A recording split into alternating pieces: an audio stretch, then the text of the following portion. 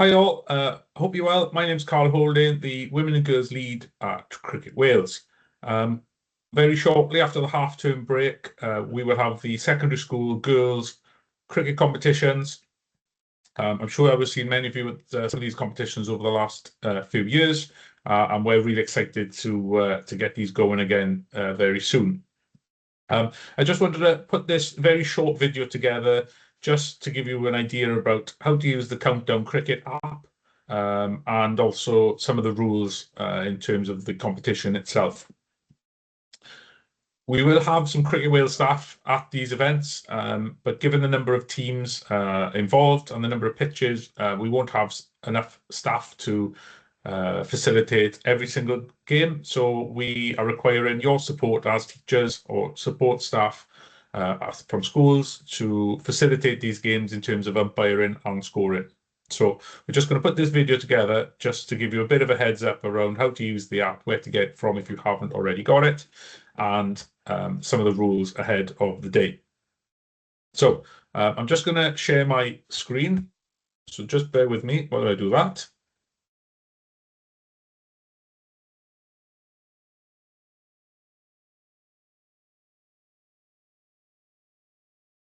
Okay, so here now you will see my phone, which is with some of my apps on my phone, and you will see the Countdown Cricket app, which is this green C with a black background, and you can download that from any of your either Android or iPhone apps.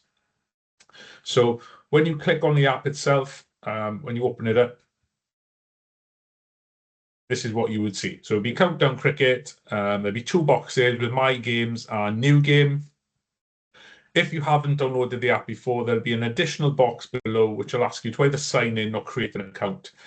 You can also continue without an account, and I'll explain a little bit more just when we get through the next part of the app. When it comes to the My Games bit, that will just show you previous games that have happened. So you will just see a list of games here that I've scored previously. So on the day itself, if the game's been finished and you can't find it, that's where you will find My Games. So we're just going to go in and start a new game.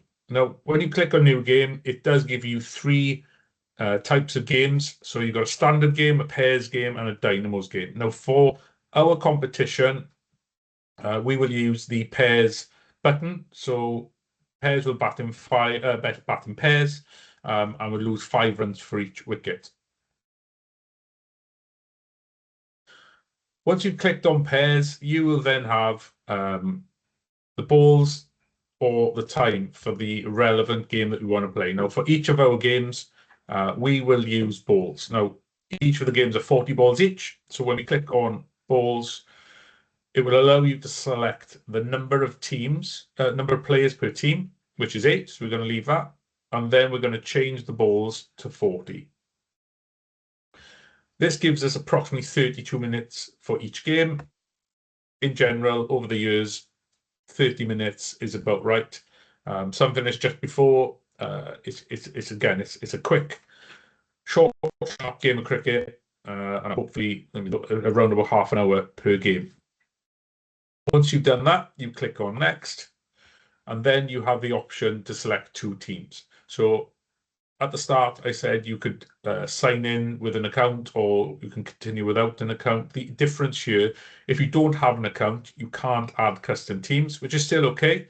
If, for example, you had 2 and you weren't signed in, you could click on 2 teams. As long as you know which school is which team here, that's fine. Alternatively, if you do have an account, you can click on custom team. Team ABC, so they then appear as an additional team. You can do DEF, so then you have your 2 teams. You can put whatever name of each school you have in there. So for this occasion, then we'll leave these as they are, A, B, C, and D, E, F. You've got your teams, so you'll click on next. Here then you'll need to decide who's going to bat first. So most captains of each school teams will do rock, paper, scissors to determine what they want to do, and then you would just pick who's going to do what. So on this instance, we will say Team ABC are going to bat first, and then we're going to look to start the game. Based on the information you've already put in, you will then see some rules, which are each team will face 40 balls, pairs will bat for 10 balls, each wicket will result in 5 runs being added to the bowling team's total. I'll explain about the extras when we go through to the next page. And in our rules, bowlers will bowl 5 balls and not 10 balls. So I'll come on to the rules for the tournament itself. But this is where we start the game. Now, when we start the game, this is as simple as you're going to get. You just put in the number of runs or the wicket that's happened based on what's going on in the game. So, for example, if someone hits a 6, someone hits a 4, it adds it up all for you. If there's no runs scored, which we would class in cricket as a dot ball, so no runs, you would just click on 0. If you make a mistake, you do have this back button here. So you can click the back button and then change that to a 1. So again, it's always good to just double check with the other umpire, whether that's a teacher or a Cricket Wales member of staff, to check that.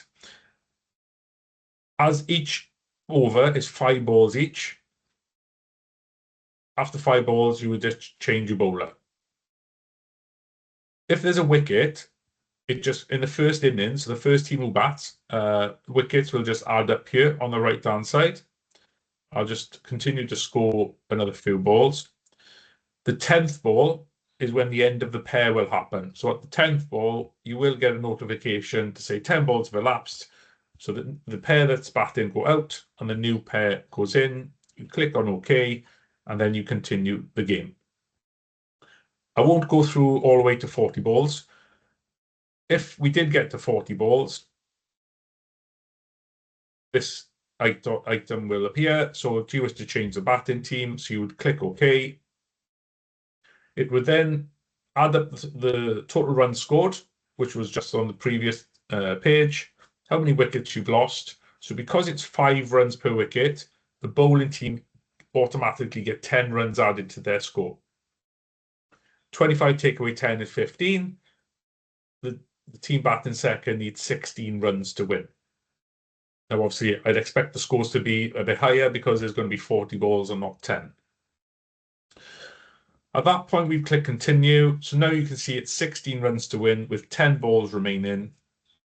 Then you would just score the game as normal. So if there's a 4, 3, 1, 2, if there's a wicket, that 5 runs gets added back on to the runs required. So whereas in the first innings, it added it to the bowling team score. Now in the second innings, it's adding it to the batting team score because of the way that the countdown app is working.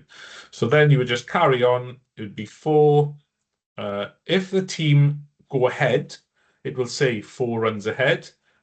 If there's a wicket, obviously you lose 5 runs, so it will automatically calculate for you. So let's say there was 1 off the last ball. It would then say scores are tied. Again, it would be a 40-ball game, so the scores will be slightly higher. Do you wish to end the game? Yes. And then it would give you the total score of each team. It would give you some stats at the end about who's taken the most wickets, dot balls, boundaries, which is always good to share with the players. Then you would just click on finished. Takes you back to the main screen. Then, as we collect the scores after each game, click on My Games, and the previous game will just appear there. So it's all saved for you. So hopefully that's given you a bit of an idea around how to score the game on the Countdown app. We can always go through this again on the day itself. But again, hopefully that has given you a bit of help in terms of what the app looks like. I'm just going to stop sharing that screen. And now I'm just going to share the rules very briefly.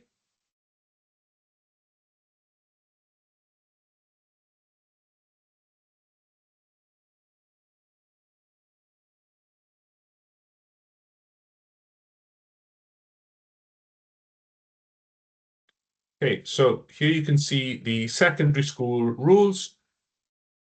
So as we've gone through on the app, it's 40 balls per game, 8 players per team. If you do have more than 8 players, that's fine. You can rotate the squads, rotate the players in the squad through the multiple games that you play, but only the 8 players selected for each game can bat and bowl in that one game. You can't use substitutes unless there is an injury. So the same 8 batters must bat and bowl. On the day itself, we will place teams into relevant groups. We will use a point system, so 3 points for a win, 1 point for a loss, 2 points for a tie. And then we will determine which teams go through to finals day based on those. It may be, if time allows, we may get to some sort of semi-final, final on the day, but there will be multiple teams from each competition, each venue going through to finals day. So again, the semi-final, final on the initial days at St Fagans, Newport, Llangennech and Ynys Tower. We may or may not have a semi-final final on that day because we will be taking several teams through from each competition. All schools we will try and make sure all schools have 3 games each. Again, there will be opportunities to play friendly games. We know sometimes that we want more games to get played and schools are waiting. There is a bit of downtime in between games. So if there are pitches available, then by all means, speak to other teachers on the day and play a friendly. In terms of batting, like we've gone through the app, there's 10 balls per pair, there's 4 pairs, normal cricket scoring rules apply, 4s, 6s, etc. There's a minimum of 6 bowlers. If all 8 bowlers can bowl, then great. 2 bowlers can bowl 2 overs each, but they can't be bowled back to back. So you have to bowl 5 balls by one bowler and 5 balls by another bowler. In terms of wide balls and no balls, it's 2 runs for a wide and 2 runs for a no ball. In the last over, that's the only time where the bowlers will have to re-bowl the wides and no balls. And that's to stop teams from using bowlers who are bowling in the end at the end of the game, where the game will just stop after 5 balls. So at the end of the game, at the end of the innings, last over, that bowler, if they do bowl a wide or no ball, they will have to re-bowl it, but the batting team will get 2 runs for each wide or no ball. In terms of fielding, the wicketkeeper is allowed to bowl, and hopefully, because we'll have support from teachers in terms of umpiring and scoring, we'll have square leg umpires, which means stumpings will be involved for wicketkeepers. And just a bit on the end around, if there is an injury, then teams can bring a substitute player in to partake in the game. These rules would have been sent to you by the Women and Girls officers, Lisa for South East Wales and Lowry for South West Wales and Rachel for North Wales. So please read them. Hopefully this video has helped you a little bit in terms of the app and the rules itself. We really hope that the girls have a great time at the festivals, and hopefully this has helped you with some of those. So thank you very much, and we'll see you all very soon. Goodbye.